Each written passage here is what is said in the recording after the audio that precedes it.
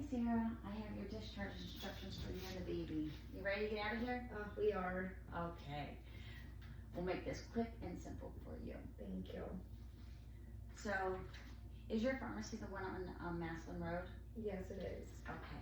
So they called in Tylenol, Motrin, some oxycodone, and Miralax. Okay. So I always tell my moms for like the Tylenol and the Motrin to actually do a 9 and 3 and 12 and 6 schedule. So then you have medication that's going every 3 hours around the clock. Perfect.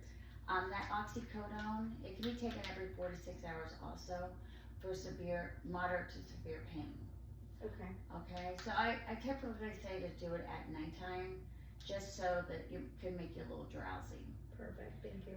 That Miralax that you've been taking at around 9 o'clock, that is just to soften your stool so the first time that you actually have a bowel movement, it will be softer, not and less painful. Oh, thank goodness. All right. We worry about preeclampsia after pregnancy. What's that? That is when you develop a high blood pressure. Signs and symptoms could be a headache that does not go away with medication, or if you have blurred vision, seeing doubles, seeing spots, or even those little floaters, Yeah. you will want to call your doctor. Okay. If you have a blood pressure cuff at home, you can actually take your blood pressure. If your blood pressure is like 150 over 100, call your OB. If those blood pressure goes 160 over 110, you'll want to go straight to the emergency room. Thank you. Yes. Any signs of a urinary tract infection, any signs of a wound infection, you are wanting to look at that wound every day. Right now you have those little steri strips on there, but if you kind of look at it, make sure that there's no redness, irritation, swelling, or any kind of drainage from that. I like to say take a picture of it, so then you can inspect it every day. Thank you. Yes. Any signs of a DVT? That What's is a DVT? It is a blood clot in the leg. You can actually have a red streak going down your leg. It can go from the groin area down to your calf. One leg could be swollen more than the other. You can have redness, numbness, tingling, warm to the touch.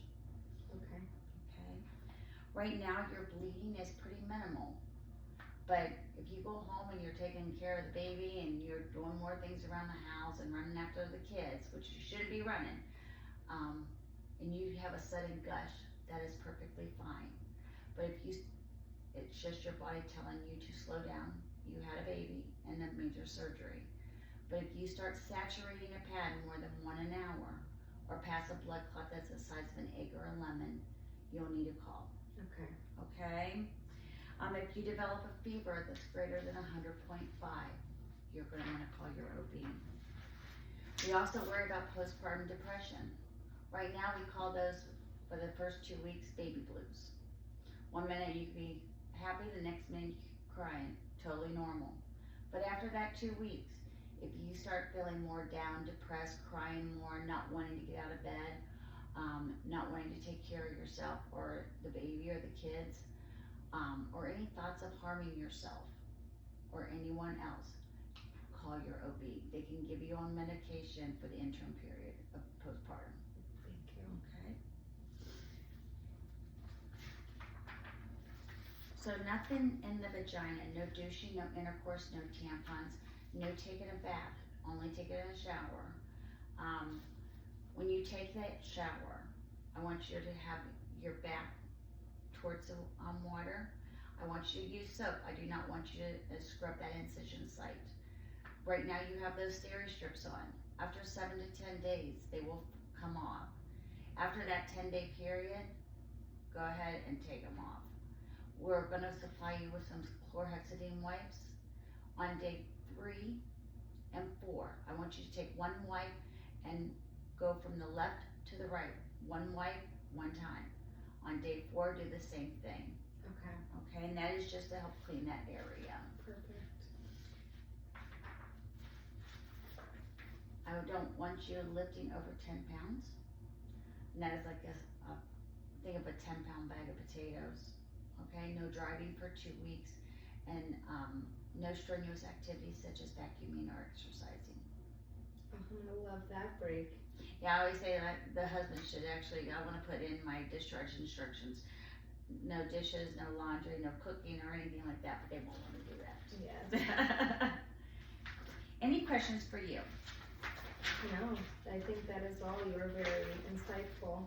Alright, so let's do this one for this little one.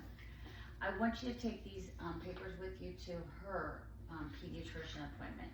This has all of her birth statistics from birth to discharge, like her birth weight and everything.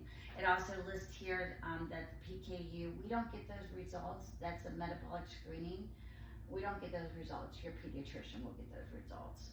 Also her hearing screen she passed, the CCHD, that's a congenital heart defect screening, and she passed that, and then she also received her hepatitis B vaccine. Thank you. Always her ABCs, alone on her back and in a crib.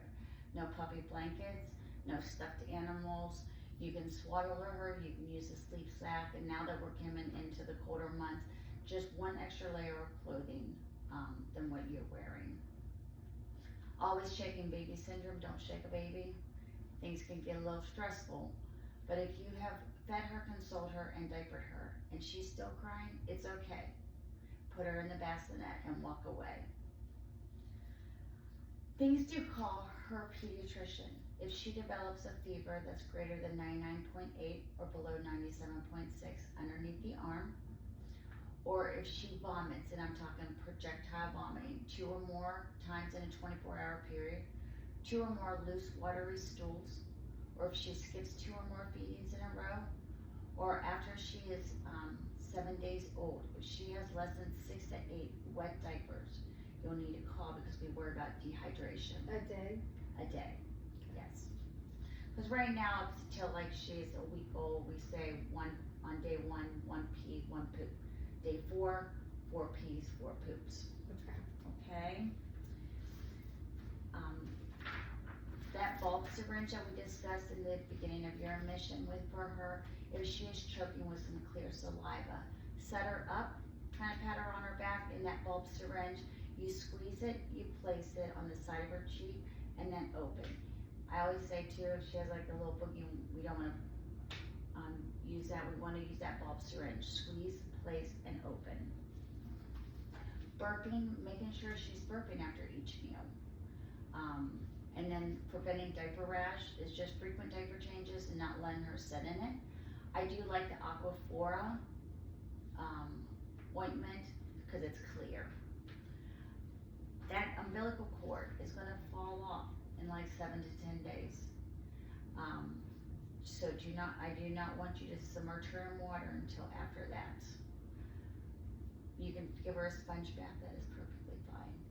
Okay? She's not doing too much of sweat anyway. Yeah. I will, since we're coming into the colder months also, if you can kind of minimize your time out, not taking her outside and everything, not taking her out in public, because we're in that RSV season. Yes, So I know that you got that RSV vaccine, and that is great. I did. So kind of also with little kids, I know that you have little children at home. Have them touch her feet, not her hands, because that is how it is actually spread. Yeah. Okay? Any questions for you? No, that is all. Thank you so much. Okay, so the next thing we're gonna do is just clip that security tag off, and then we'll get you down to your ride, and we will be going home. All right, thank you so much. Thank you so much. It was great taking care of you. Thank you so much for taking care of me. You were awesome. Thank you.